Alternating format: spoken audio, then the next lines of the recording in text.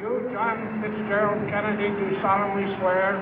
I, John Fitzgerald Kennedy, do solemnly swear.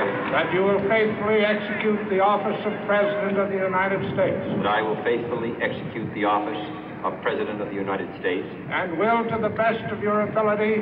And will, to the best of my ability. Preserve, protect, and defend the Constitution of the United States. Preserve, protect, and defend the Constitution of the United States. So help you God. So help me God.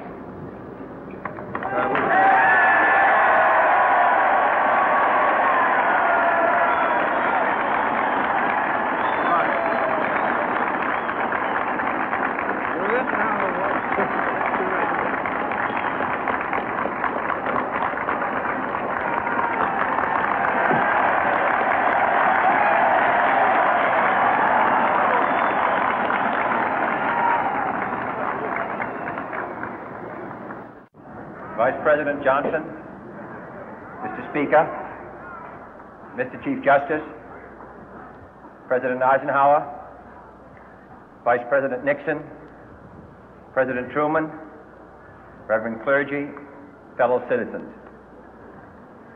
We observe today not a victory of party, but a celebration of freedom, symbolizing an end as well as a beginning, signifying renewal as well as change.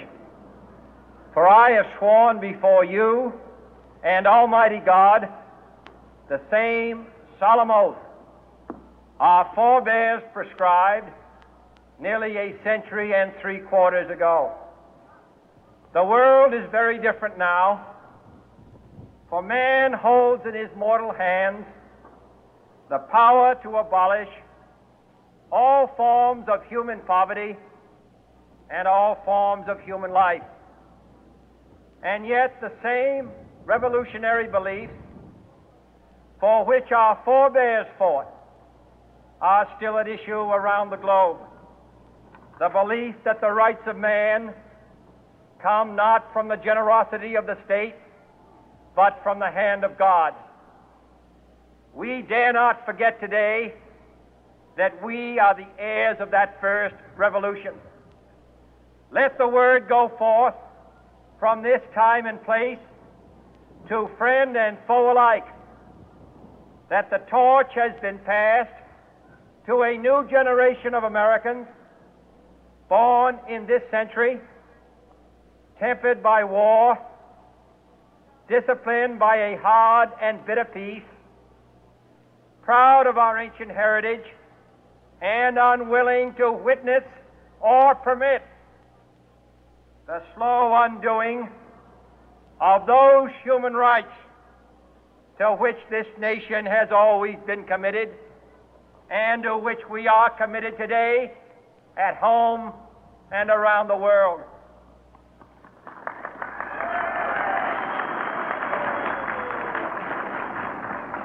Let every nation know, whether it wishes us well or ill, that we shall pay any price, bear any burden, meet any hardship, support any friend, oppose any foe to assure the survival and the success of liberty.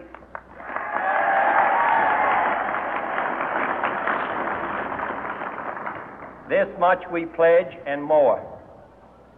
To those old allies whose cultural and spiritual origins we share, we pledge the loyalty of faithful friends. United, there is little we cannot do in a host of cooperative ventures. Divided, there is little we can do, for we dare not meet a powerful challenge at odds and split asunder. To those new states whom we welcome to the ranks of the free, we pledge our word that one form of colonial control shall not have passed away merely to be replaced by a far more iron tyranny. We shall not always expect to find them supporting our view, but we shall always hope to find them strongly supporting their own freedom, and to remember that in the past, those who foolishly sought power by riding the back of the tiger ended up inside.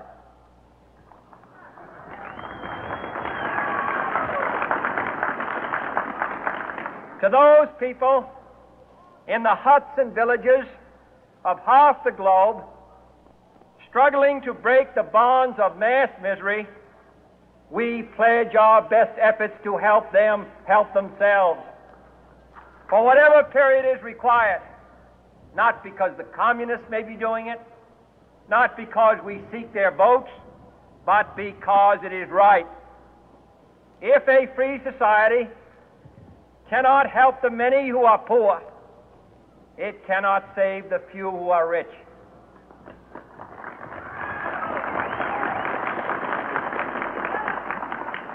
To our sister republics south of our border, we offer a special pledge to convert our good words into good deeds, in a new alliance for progress, to assist free men and free governments in casting off the chains of poverty.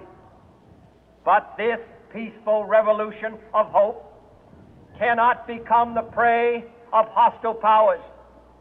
Let all our neighbors know that we shall join with them to oppose aggression or subversion anywhere in the Americas. And let every other power know that this hemisphere intends to remain the master of its own house.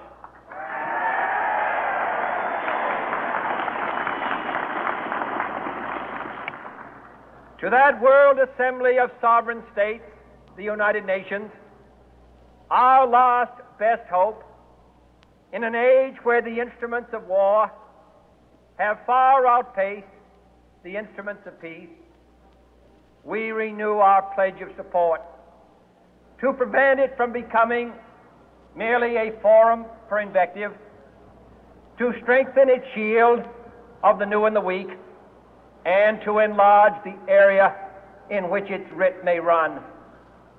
Finally, to those nations who would make themselves our adversary, we offer not a pledge, but a request that both sides begin anew the quest for peace.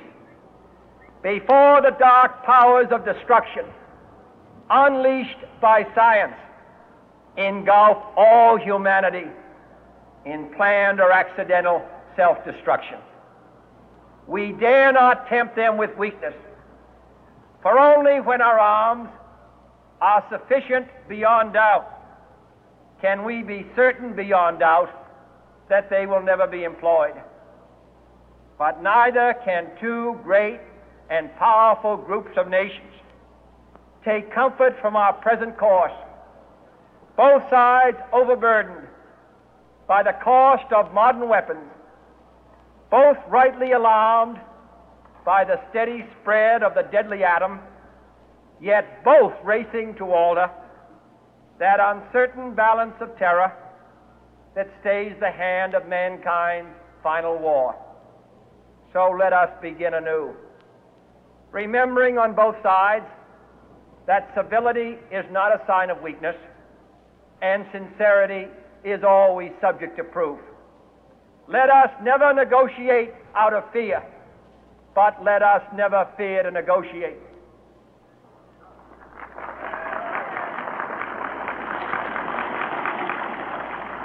Let both sides explore what problems unite us, instead of belaboring those problems which divide us.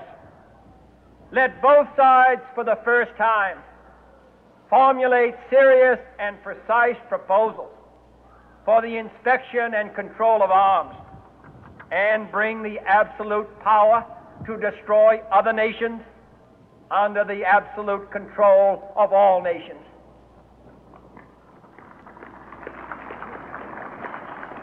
Let both sides seek to invoke the wonders of science instead of its terrors. Together, let us explore the stars, conquer the deserts, eradicate disease, tap the ocean depth, and encourage the arts and commerce. Let both sides unite to heed in all corners of the earth the command of Isaiah to undo the heavy burden and let the oppressed go free.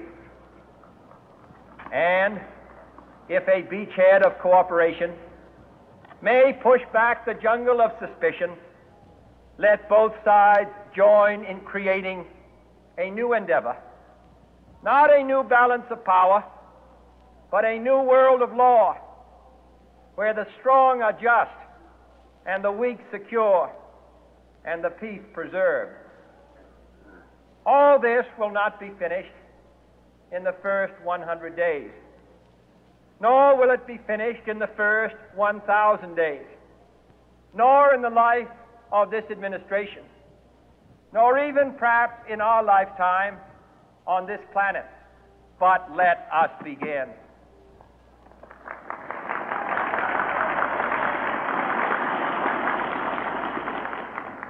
In your hands, my fellow citizens, more than mine, will rest the final success or failure of our course.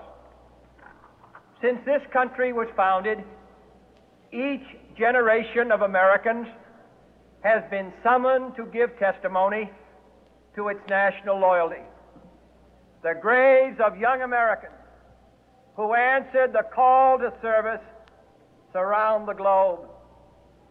Now the trumpet summons us again, not as a call to bear arms, though arms we need, not as a call to battle, though in battle we are, but a call to bear the burden of a long twilight struggle, year in and year out, rejoicing in hope, patient in tribulation, a struggle against the common enemies of man, tyranny, poverty, disease, and war itself. Can we forge against these enemies a grand and global alliance, north and south, east and west, that can assure a more fruitful life for all mankind? Will you join in that historic effort?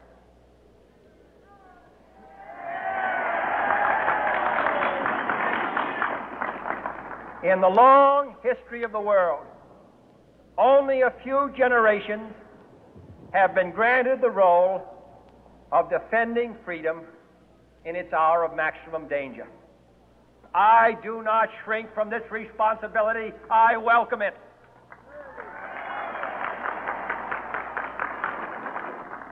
I do not believe that any of us would exchange places with any other people or any other generation.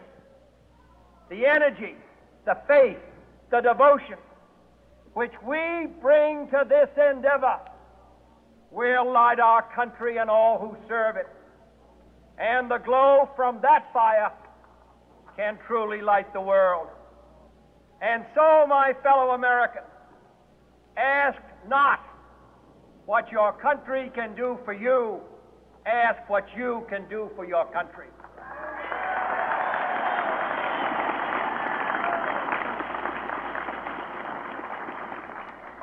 My fellow citizens of the world, ask not what America will do for you, but what together we can do for the freedom of man.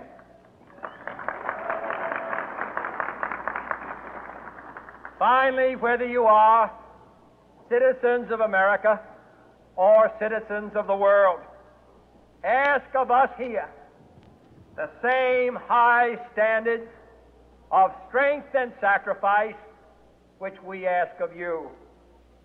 With a good conscience, our only sure reward, with history the final judge of our deeds, let us go forth to lead the land we love, asking His blessing and His help, but knowing that here on earth God's work must truly be our own.